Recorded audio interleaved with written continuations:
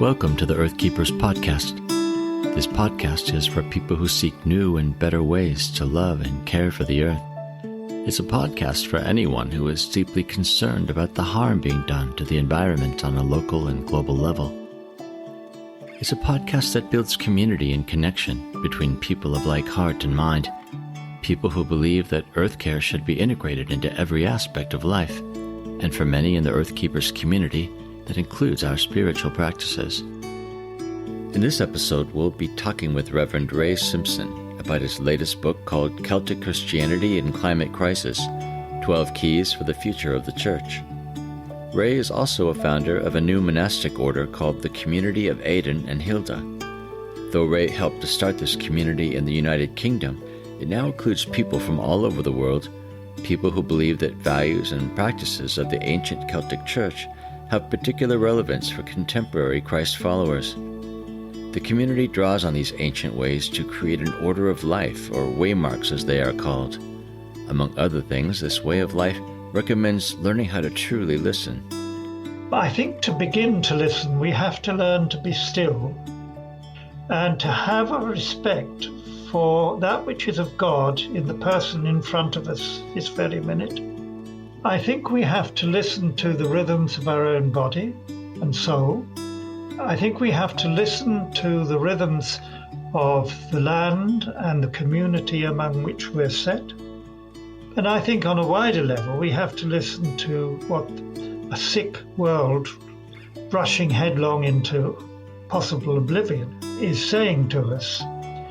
And the still small voice behind this fatalistic Gadarene rush. Welcome, friends, to the Earthkeepers podcast. Ray, I'd like to start with one of the many roles that you play and ask you to talk about your role as the founding guardian of the Community of Aidan and Hilda. What is the International Community of Aidan and Hilda, and how did that come into being? Well, it's great to be with you all. The Community of Aidan and Hilda is a worldwide pilgrim network of people who reconnect with the spirit and the scriptures, the seasons and the soil, the soul friends and the saints. And we do this by committing to a way of life, the values of the Beatitudes and 10 Waymarks. As founding guardian, I help to forge the way of life, which has 10 key components, and to work through with a council categories of people who are explorers or voyagers who are in first vows.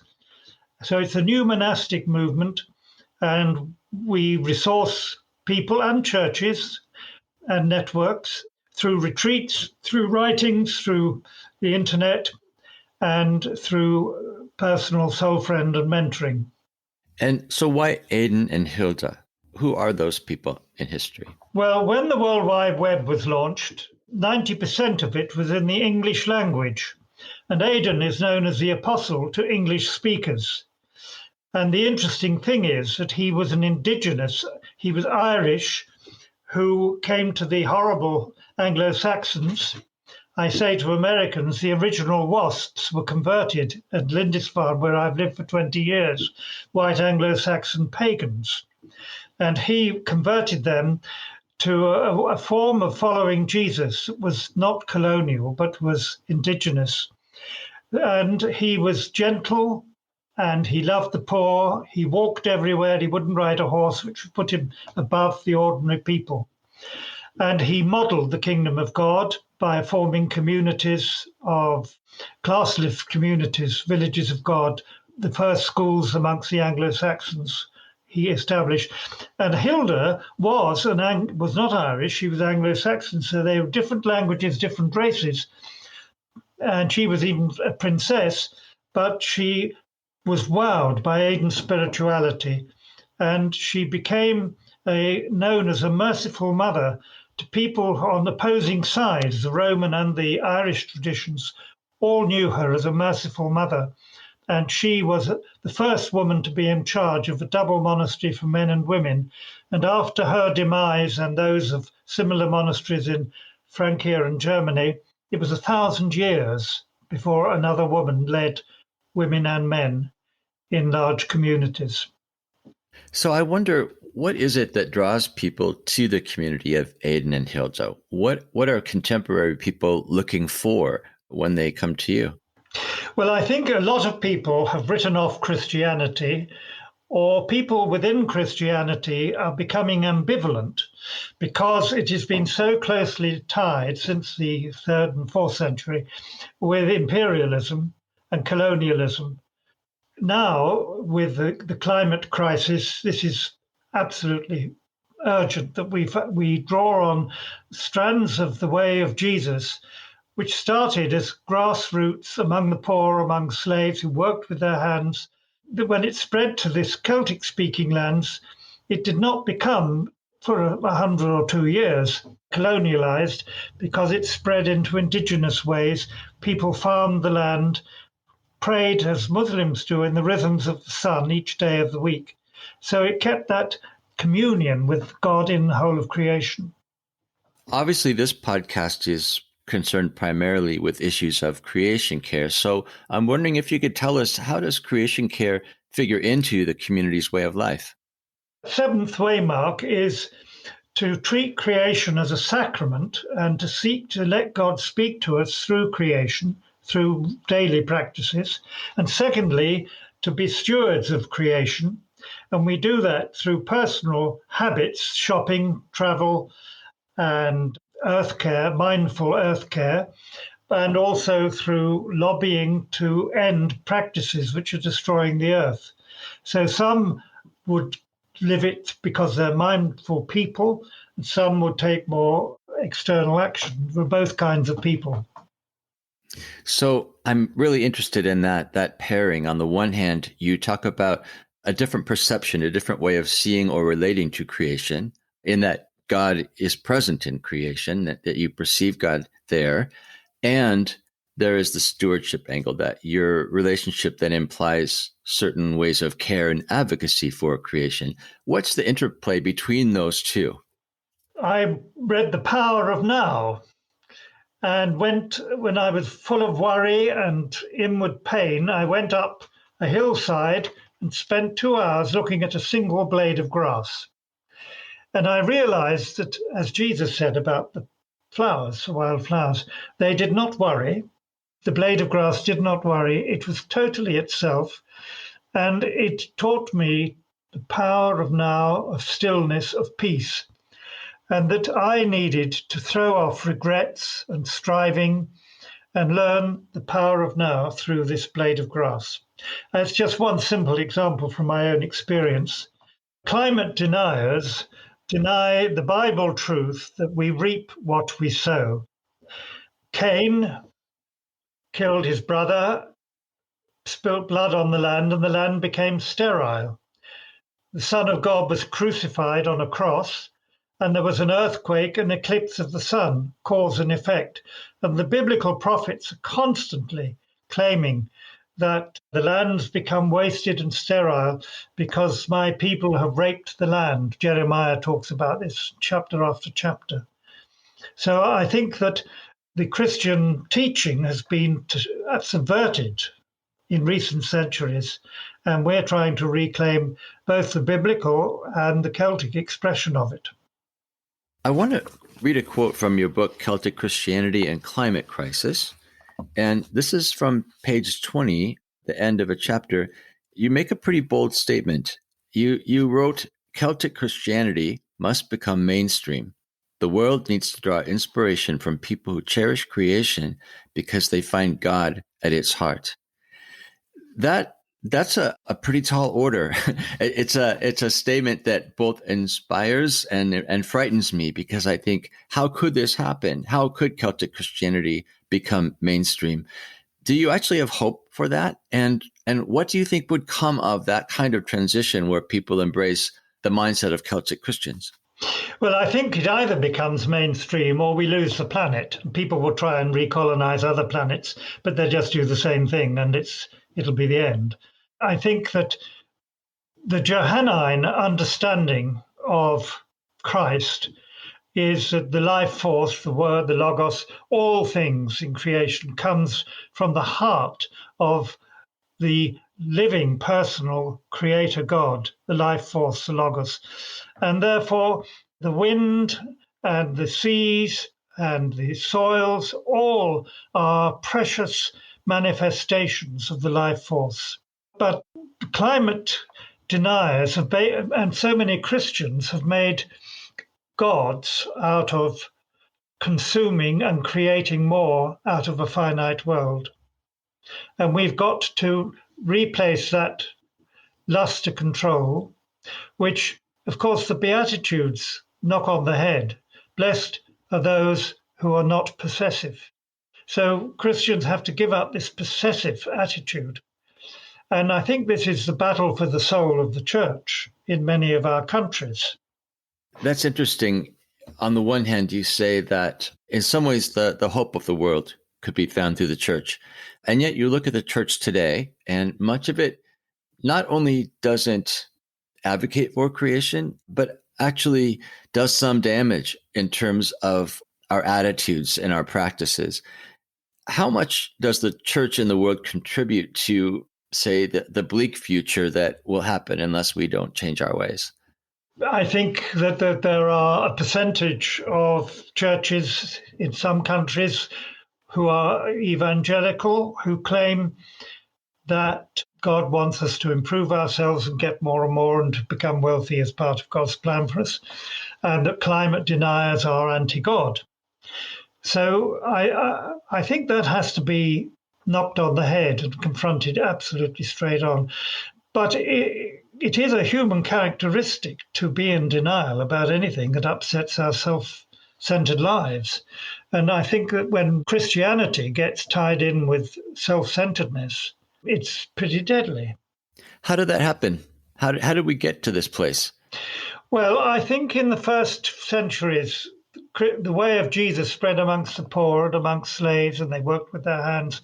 And then when it became so widely successful, it became clericalized, and therefore only Muslims now pray in the rhythms of the sun, ordinary people in the streets in the open air, whereas church services became led by clerics who got paid higher wages, and it became an indoors religion.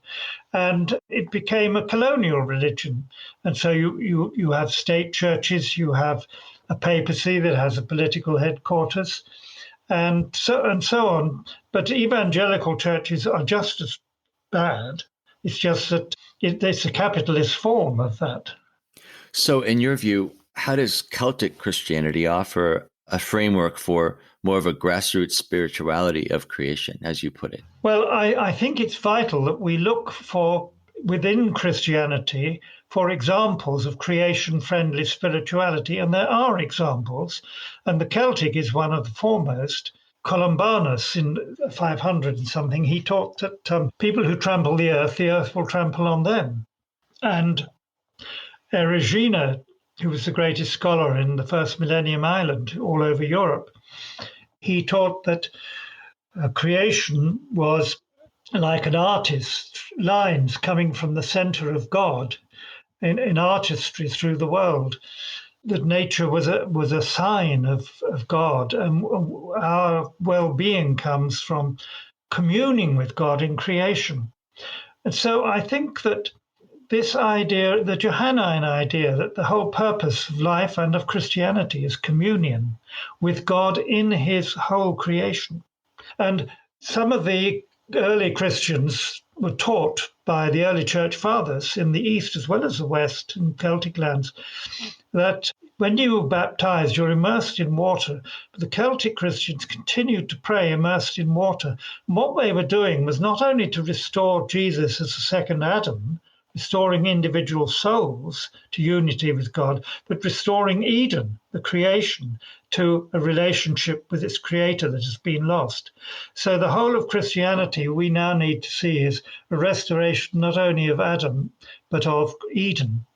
And this links, of course, with other spiritualities. And my friend Randy Woodley, who's part Cherokee and part Welsh, who lectures a lot in Oregon, he has written a wonderful book called Shalom, the World Community, drawing on both First Nation and biblical spirituality. And he draws up a construct of the harmony way, partly from indigenous people, but partly from the biblical understanding of shalom, which he says has been lost sight of by mainstream Christianity. So in such way, the creation centers of spirituality also flourishing. So what would actually happen if the church were to become reoriented, say, to a Celtic way of thinking and being? Practically speaking, how would that change the church? Well, I think every church could be a hub of a community that blesses the land, that rewilds any land it owns around church buildings, that farms, that shops buys locally produced food, so it builds up local communities. Organic, maybe, grown, fairly traded food. It will only use fairly traded food, and animal-friendly food. And I think that it will restore the church as the vital living centre for the locality. It won't be people coming in motor cars for 50 miles because they like a particular preacher and then going back, not caring a damn about the actual land which they've been motored into and motored out of. That's going to come to an end. I think by implication here, community seems to be the key word. Yeah. You're talking about a community with creation, but also the sorts of activities and ways of being that you're describing imply that people are living together differently. Yes, I went to a church in Canada which was a gathered Baptist church, but they decided they wanted to become the church of the community. And several people, rather than leaving the church, who came in from miles outside, sold their houses and bought houses. They created 3 community gardens. People who were homeless were offered shelter, and they worked on the community gardens, and they shared their food on Sundays when they met for worship. That's just one example of many, many. And are these examples, do they have reflections in history? Are there examples that we can look to in Celtic Christian practice of communities like that? Yes, Martin of Tours became a bishop, but when they made him a bishop, they wanted to put him on a throne, and he said, "I won't go on a throne, give me a cow stall." And he evangelized people in areas around Ligouge before that, and he taught them to plough as well as to love Jesus. So he taught them the faith of Jesus and to plough, because he felt that God was coming to them through nature. And so the Celtic idea that we have 2 books, the book of nature in one hand, the book of scripture in the other, is, I think, reviving today and is a very useful tool for us all. You made an association between the Celtic tradition and indigenous traditions. And in fact, you've called the Celtic tradition an indigenous tradition. Can you talk more about that relationship and perhaps even suggest how might we be looking to other current indigenous ways of life for inspiration for our own change? I've met indigenous people in Australia, Canada, and the USA, but only for fairly short periods of time. So I'm obviously been a mere guest passing through. But I stayed for a week among the Hopi people in Arizona a few years ago.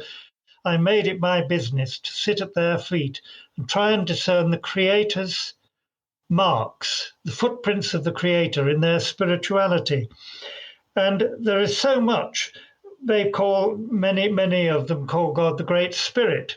Some of the Hopi women called beans their grandchildren, and they had a party to celebrate so that the beans would grow into plants and so on. And I think that all the indigenous people have been much closer to the land than people who came in, for example, to the USA or to Canada, saying this is a new land, we can do what we like with it, when in fact it wasn't a new land. There have been people living there for centuries. So I think the humility, the reciprocity in First Nation spirituality, to give something back to the creatures that give something to you, is terribly important. I'm actually got a book coming out next year on Brendan's return voyage, because there's a myth that Brendan sailed 4,000 miles from Ireland to some Indians near Mississippi, and when he found them, to bring in a new Eden and a new way in evangelism. When he found them, they were so hospitable and Christ-like that he said, Jesus is already here. So he sailed all the way back to Ireland. Well, I think the point is this humility. We can't undo the crimes that have been inflicted on the First Nation people, but we can learn from their spirituality. And Euro-Americans can learn more about the nearest equivalent to their own forebears, indigenous tribes, which are the Celtic tribes, who were evangelized in an indigenous way rather than requiring to accept the culture of the evangelizing people. In our conversation thus far, Reverend Ray Simpson has been helping us to see how the Celtic Christian tradition challenges us to live more respectfully, more lovingly with the rest of creation. Indeed, one of the waymarks that guide the members of the community of Aidan and Hilda states, "We aim to be ecologically aware, to pray for God's creation and all his creatures, and to stand against all that would seek to violate or destroy them." Of course, this statement rings true for all who would call themselves Earthkeepers, and this podcast is committed to helping our community of listeners to find better ways to love and care for the earth in our everyday lives. To that end, we'll be trying something new in the podcast. Next month, I'll be co-hosting an episode with Courtney Christensen, founder and director of Sparks and Matches. Together, we'll be sharing really practical ideas for greener living and even reviewing products that can help us to reduce our carbon footprint. Now, here's the thing. We want to involve you. We're asking anyone, anywhere in our global community, to send us ideas for topics that you think we should address in this episode or questions we can answer for you on the show. You can do that in one of two ways. You can send us an email at earthkeepers@circlewood.online, or, even better, you can record a voicemail on the podcast website at www.circlewood.online/podcast. We look forward to hearing from you, friends. We're all in this together. Now, let's get back to our conversation with Ray Simpson. I want to read something again from your book, Celtic Christianity and Climate Crisis, and this is from page 25. You say, "From this marginalized position, speaking of First Nations folks, Native peoples have a unique bias from the bottom, quote unquote, that we would do well to pay attention to. We could learn from them, among other things, that land cannot be owned and spirit cannot be divided. The earth and all its inhabitants belong to the Creator who made them. We are called to live in harmony with each other and all created things. Creating harmony is a central idea in most indigenous religions." What is it, in your view, that keeps us from listening, keeps us from hearing the wisdom of indigenous traditions, which could show us a better way? I think that number one of the deadly sins, pride. I think we feel we're God Almighty and we can do what we like with the earth and run the world the way we want. And we've excused ourselves by saying that God has given us this mandate. So humbling ourselves is the key. I quote President Kennedy, who said in a very little-known speech that the destiny of the USA cannot be fulfilled without a real knowledge of its indigenous people, and only when the American people understand and value that can America reach its greatness. When we think about praxis changes that Celtic Christianity would recommend to us, I'm wondering if perhaps first there isn't the need for internal transformation, internal to the church, internal to each of our hearts. Is it just about changing the ways that we interact with the world, with community, with creation, or is there a spiritual change that's prerequisite to behavior change? We, in our way of life with the community of Aidan and Hilda, and in many new monastic ways of life, we start with the Beatitudes, the values of them. And so we start with simplicity, which means that we have daily practices of getting rid of stuff that clutters us, of possessive attitudes. We actually examine our lives and get rid of possessiveness. Anything that clutters our spirit or clutters the world, we get rid of. It makes us free and open to receive more deeply from the earth. And then we have purity, that's authenticity of motive, and obedience, which is to be obedient to that which is of God in every human person, but also be obedient to that which is of God in all creation. So we honor and respect the nature of every different part of creation. So that's a kind of way of life. And then the 10 waymarks, we would work out with a soul friend practical ways of reflecting rhythm, because the rhythm comes from creation. God has built rhythm into our bodies. So we have a daily rhythm of prayer in the rhythms of the sun, and also lifestyle. So we try and have a simple, hospitable lifestyle. We cultivate the lost art of listening. That's a very key part of it, I think. Can you tell me more about what you mean by listening? I think to begin to listen, we have to learn to be still and to have a respect for that which is of God in the person in front of us this very minute. I think we have to listen to the rhythms of our own body and soul. I think we have to listen to the rhythms of the land and the community among which we're set. And I think on a wider level, we have to listen to what a sick world rushing headlong into possible oblivion and certainly catastrophe is saying to us. And the still small voice behind this fatalistic Gadarene rush. So the art of listening is one of the very important parts of our waymarks, and we try and start by listening to one other person and echoing back what they've said to us. And very, very often we don't. And then they tell us what we haven't heard. So it's a long process to rediscover the art of listening. So listening really is something that flies in the face of Western culture, I think, because people tend to, say, have an expert mentality. When they come into a certain context, they assume that they know how to take care of the environment, for example, before they've listened to the environment, before they've listened to nature and creation. How do we get past those built-in limitations that culture has taught some of us, the things that keep us from listening?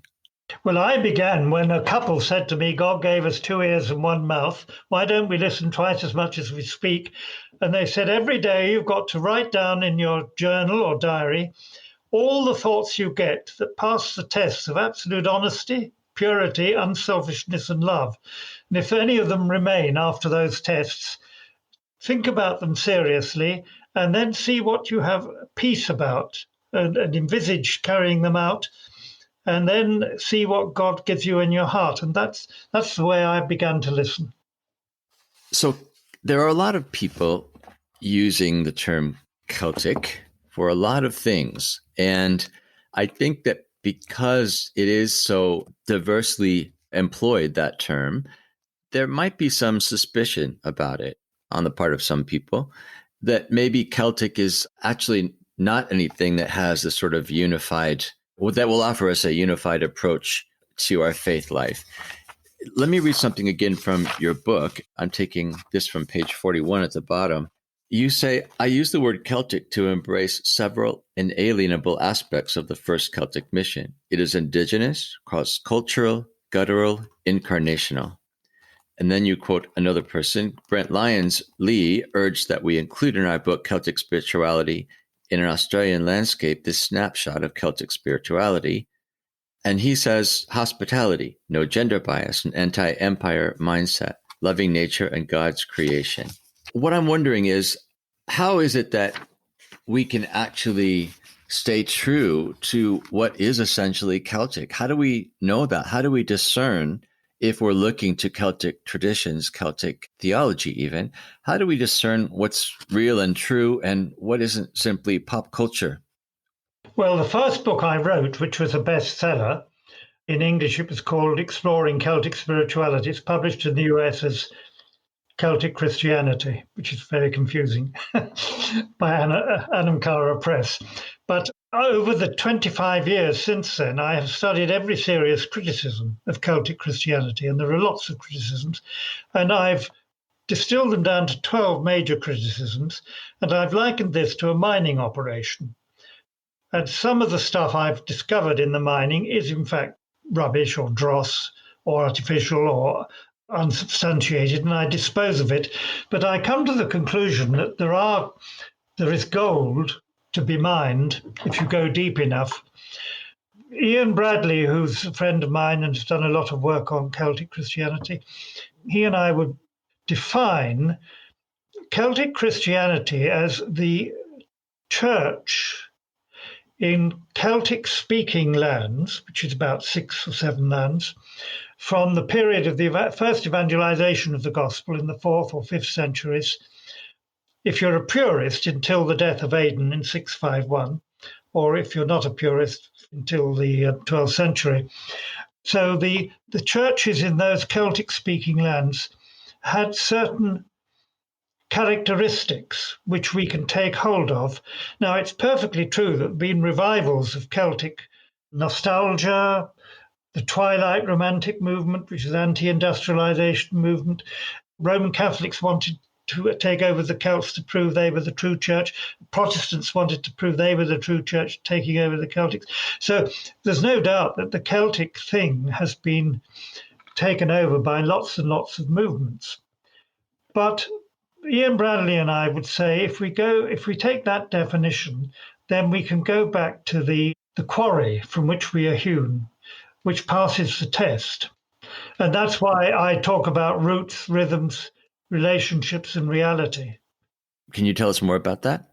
I think the Celtic drew a lot of their inspiration from the desert fathers and mothers of Egypt, some of whom did actually come and settle in Britain and Ireland. And so they were very ascetic, and they had roots in daily meditation on the scriptures and in prayer and on creation.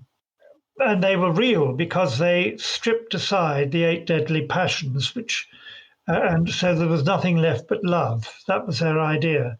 So the Celts were passionate about getting rid of what we might call the false ego, doing work on the false ego so that the real you, the God-given you, the core of you is left. I think that's one important thing. But relationships, they had this soul friend, anamchara, and they said that a person without a soul friend is like a human body without a head. And it was a unique thing, really, to Ireland and to Britain, though the Desert Fathers had elders, which was fairly similar in some ways. But the friend wasn't just a spiritual director. He was a true friend who journeyed with you and accompanied you through life. So I think this, and they had the spiritual mothers who mentored and actually were substitute parents for loads of children. So this whole idea of relationship was very, very much more important than a top person telling you what you had to do. I have been reading your works, and I've read them with appreciation because I realize that one of the ways that we can perhaps stay true to what is authentically Celtic, that has real roots in history and practice, one of the ways we can stay true to that is to listen to the miners, to use your phrase. And as I was reading your books, I thought, I just don't have capacity to do the kind of research that is informing this writing. And so I felt gratitude toward you and to people like you who do take the time to do the mining, to find the gold, and then to present it to us in ways that we can access it and understand it. Well, I'd like to say a big thank you. That's very, very encouraging, because sometimes you feel you're ploughing a lonely furrow. So that's very encouraging. I'm curious about what drew you to studying all things Celtic in the first place. Like, where did that come from for you? Well, I was called because I worked for the Bible Society, which worked with all the churches, Catholic and Protestant, to do a unique experiment. It was in England, to found one family of Christians for one neighborhood. So there was one Christian church with 6 strands: Catholic, Episcopal or Anglican, Baptist, Presbyterian, United Reformed, Methodist, and Quaker. And the Pentecostals and Community Church gave the right hand to fellowship, and the Salvation Army band played for us and all that. It was a unique experiment. And we took this seriously, and then it raises the question of new people becoming Christians. They wanted to know more about Jesus and the Bible. They didn't really want to know more about what it means to join the church, which was a headache for me. So I pioneered a course. And I began to realize that, and I asked the leaders of all the 6 denominations, not what's your difference in organization, that would be hell on earth, but what is the unique God-given charism that you feel you're carrying on this earth? And I began to realize that there are these many different streams. I call them streams rather than charisms. They've now all become separate. But I asked myself, was there ever a time when those streams flowed as one river? That drew me to study how, what I call the Acts of the Apostles, Volume 2, how the way of Jesus took when it left the Jewish Judea and the Greek-speaking lands that the Acts of the Apostles tells us about, and came into the Celtic-speaking lands on the edge of the Roman Empire. And I call that the Acts of the Apostles, Volume 2. And I found that these streams flowed as one river. And then I asked myself, is it just a daydream, or could it be that these streams could flow together again as one river? Have they gone underground, or have they completely disappeared? And I came to the conclusion that they have gone underground. They haven't completely disappeared, and that we can tap into them, and that with the help of God, it can become as one river again in our, maybe not in my lifetime, but in some people's lifetimes. People who listen to this podcast tend to really want to take away action points from what they hear. If people find themselves intrigued by what they're hearing today from us, what would you recommend to them in terms of where to take it from here? Where can they go to learn more, and even perhaps to experiment with the integration of Celtic concepts and practices? Well, get in touch with the community of Aidan and Hilda, or a similar new monastic movement. Then find yourself a soul friend who will walk with you. Write out an experimental way of life with the 10 waymarks, the spiritual practices you will actually commit to, which includes listening to God in creation and caring for creation, learning to listen, learning to build community, forging a simple lifestyle with an unpossessive hospitality. That's a very key thing. And then maybe you can ask yourself what practical project you can get involved with, whether it's rewilding a bit of land or rewilding your soul. It seems to me that probably that would be best done in community rather than as an individual act, given the nature of Celtic thought, Celtic practice. Yes, we are a dispersed community, but we keep in touch through Zoom and so on, and retreats. We have retreat houses on the Holy Island of Lindisfarne in the UK, and in several other countries we have retreat cottages. So people can meet up and share and listen to God together. We do online retreats and that sort of thing in the States and in quite a number of countries. And in Queensland, Australia, for example, Heather Johnson, who is committed to our way of life, her parents were part of the land grabbers, she calls them, and she's given in legal covenant in perpetuity a huge area of the land she owns according to current Australian law to be for the environment in perpetuity. And she calls it Beulah, God is married to the land. The creator is married to the land, and has invited back Aboriginal people who are doing crafts there and carvings and come and go and plant trees. So that's just one example of a project that a number of people who follow the way of life of the community of Aidan Hilda can start where they've got the will and the wherewithal. It seems to me that when you talk about the waymarks, what those do for us is to make practical these otherwise potentially heady ideas disconnected from day-to-day reality. The beauty of the waymarks is that it could lead you to do things like Heather did, right? It has absolute practical implications If you just look around and look at the needs around you, the Waymarks guide you into the application of Celtic modes of thinking. Absolutely, yes. I think we need to challenge one another. That's the value of the way of life. So although we are a dispersed community, there are groups of members who form a house of prayer or turn sheds in their garden into places of prayer where they welcome others, and all sorts of things. A lady in Ireland turned a bit of wasteland into a prayer garden and got the local council to undertake to maintain it after she moved out of the area. So projects like that we can all take part in. In terms of the state of the world, especially in terms of the state of the environment in the world, I'm wondering how hopeful you are. Do you have hope as you look to the future?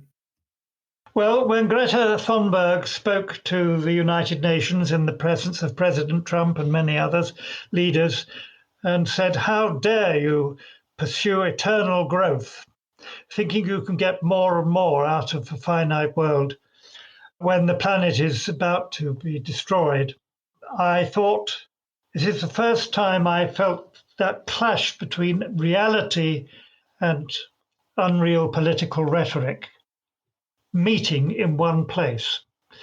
Well, there's a long way to go from that one piece of rhetoric at the United Nations. So I think it's 50-50. I don't know which way it's going to go. I mean, the recent fires in California are just a sign of, and the huge melting of the ices. There's going to be, without any doubt, there'll be mass migration, mass poverty, mass violence as a result. And your life and my life will not be the same again, nor will anybody else's. I think that's clear.